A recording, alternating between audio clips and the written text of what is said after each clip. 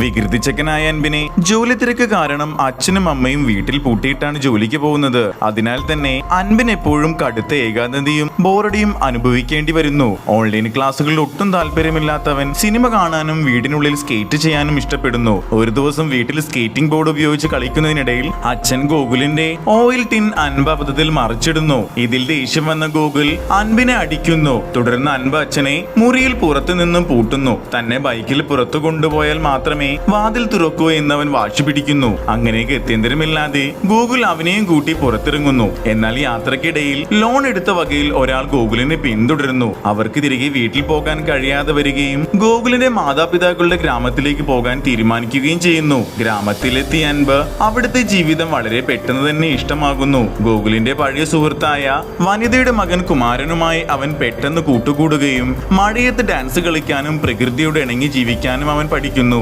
4500 രൂപ വിലയുള്ള തന്റെ സ്കേറ്റിംഗ് ബോർഡ് കുമാരൻ നൽകിയിട്ട് പകരം കുമാരന്റെ ചെറിയ പമ്പരം അവൻ സന്തോഷത്തോടെ വാങ്ങുന്നു. സിറ്റിയിലെ വലിയ വീടും അടച്ചിട്ട മുറിയിലെ ജീവിതവും തനിക്ക് വേണ്ടെന്നും ഗ്രാമത്തിലെ കുട്ടികളെ കൂടെ പ്രകൃതിയോട് ഇണങ്ങി കളിച്ചു വളരാനാണ് തനിക്ക് ഇഷ്ടമെന്നും അൻപ് തന്റെ മാതാപിതാക്കളെ അറിയിക്കുന്നു. അച്ഛൻ ഗോകുലിന്റെ സിഗരറ്റ് വലിയും അവനൊട്ടും ഇഷ്ടമായിരുന്നില്ല. അമ്മ ഗ്ലോറി തിരികെ വരുമ്പോഴേക്കും അൻപ് മരത്തിനു മുകളിലും കുളത്തിലുമായൊക്കെ കളിച്ചു നടക്കുകയായിരുന്നു. ഒടുവിൽ തന്റെ അച്ഛന്റെ സിഗരറ്റ് വലി നിർത്തണമെന്നും തങ്ങൾ ഈ ഗ്രാമത്തിൽ തന്നെ താമസം മാറണമെന്നും അവൻ വാശി പിടിക്കുന്നു. അവസാനം മാതാപിതാക്കൾ തന്നോടൊപ്പം സമയം ചെലവഴിക്കാമെന്നും പട്ടണത്തിലെ ജീവിതം ഉപേക്ഷിച്ച് ഗ്രാമത്തിൽ താമസിക്കാമെന്നും അൻപ് ആവശ്യപ്പെടുന്നു. അൻപിന്റെ ആഗ്രഹം കണക്കിലെടുത്ത് അവർ അവിടെ തന്നെ താമസിക്കാൻ തീരുമാനിക്കുന്നു.